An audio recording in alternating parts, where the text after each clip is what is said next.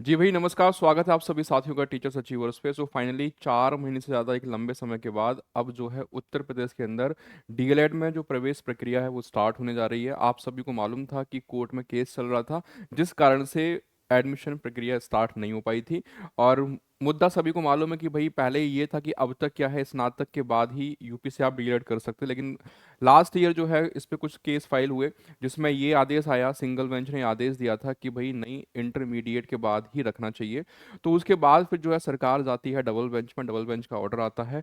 तो अब जो है ये डिसाइड हो गया है, डबल बेंच ने सिंगल बेंच के आदेश को जो है पलट दिया है। उन्होंने कहा है कि नहीं, यूपी में डीएलएड के लिए जो स्नातक योग्यता है वो सही है। सरकार को ये अधिकार है कि सरकार रख सकती है, वो उच्च योग्यता डिसाइड करने का अधिकार जो है सरकार को है। न्यूनतम योग्यता एनसीडी डिसाइड करती है।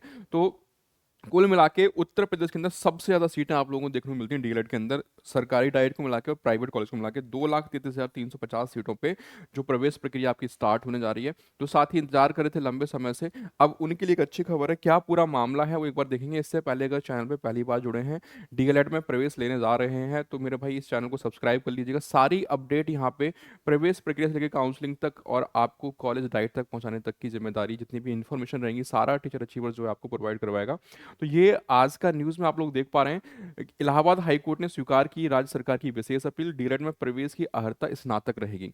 यानी अब जो इंटरमीडिएट वाला आदेश आया था, पहले सिंगल बेंच ने जो आदेश दिया था उसको डबल बेंच ने पलट दिया है कि इंटरमीडिएट के बाद आप यूपी डीएलएड नहीं कर पाएंगे, आपका स्नातक होना जरूरी है। यहाँ पे मेन मेन बात आप लोग देख पा रहे हैं कि आहर्ता का मामला हाईकोर्ट में लंबित होने से प्रवेश प्रक्रिया 4 माह से अधिक जो है पिछड़ चुकी है।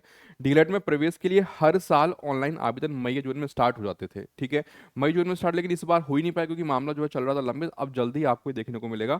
हाईकोर्ट ने क्या टिप्पणी करी है इस पर देख लो एक बार, कि एनईपी एनईपी सहायक अध्यापक नियुक्ति की निर्धारित आर्हता के अंदर की नहीं की जा सकती।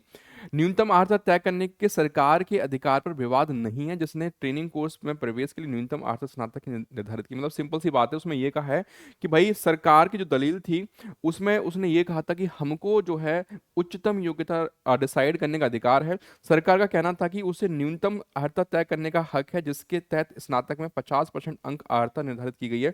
यह बेसिक शिक्षा नियमावली के अनुरूप है, एनसीटी के मानक का उल्लंघन नहीं है। शिक्षा की गुणवत्ता में सुधार के लिए सरकार को अर्हता बढ़ाने का अधिकार है। मतलब अगर क्वालिटी बढ़ानी है तो सरकार ने तर्क दिया है कि हमारे पास ये अधिकार है कि हम उसकी उच्चतम योग्यता डिसाइड कर सकते हैं।